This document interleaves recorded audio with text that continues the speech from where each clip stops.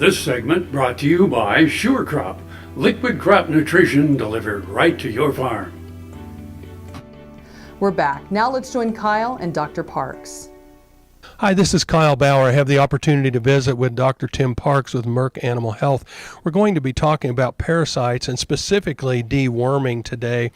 The deworming process is, of course, all of my life. I don't really know when we learned that we had products that worked on that, but certainly there's some new thought processes on that, or at least some new things to consider. Yeah, Merck Animal Health has been working with, in conjunction with the University of Reno, Nevada at Reno.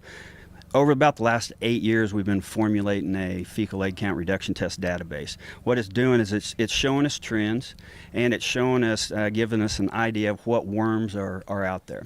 I graduated about 22 years ago, and ostertagia was our number one worm at that time. Number one worm we worried about. We've seen a change in that trend, and that trend's moved over to where cooperia is the number one worm that we're starting to see.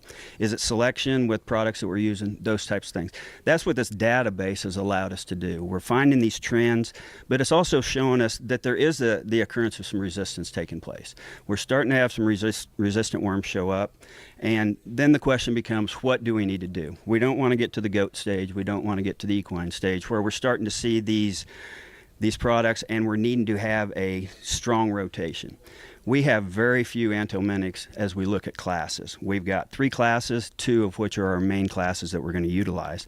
One being the macrocyclic lactones like Ivermax, Dectomax, Cydectin, those types of products, and then the others being our Benzimidazole products, Fenbendazole, Albendazole, those types of products.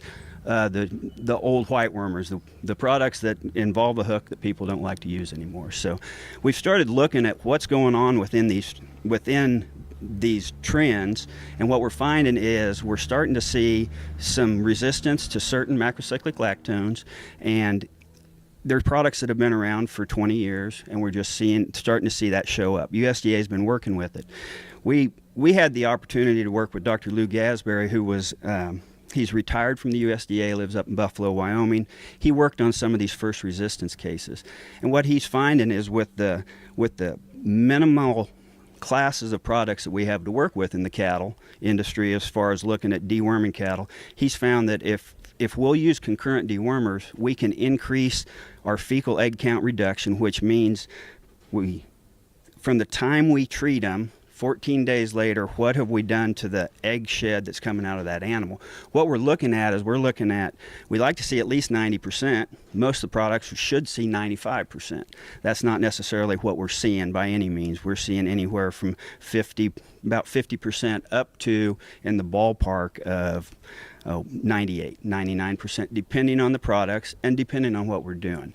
Concurrent deworming using 2 classes, a white wormer and a macrocyclic lactone, seems to be one that leaves the fewest amount of eggs out on the pasture, therefore reducing the reinfestation that takes place. So that's kind of a trend that we're seeing come out of USDA. That's kind of a trend that the parasitology groups have been looking at. The concurrent deworming may be an approach to help slow down resistance, because resistance is a big issue. We don't have a lot of new products in the pipeline that are showing up. We need to make sure the ones that we currently have work for us as long as we can get them to.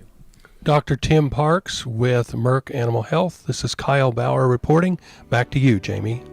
Thanks, Kyle. Folks, stay tuned for Kyle's visit with Mark Corrigan from Merck Animal Health.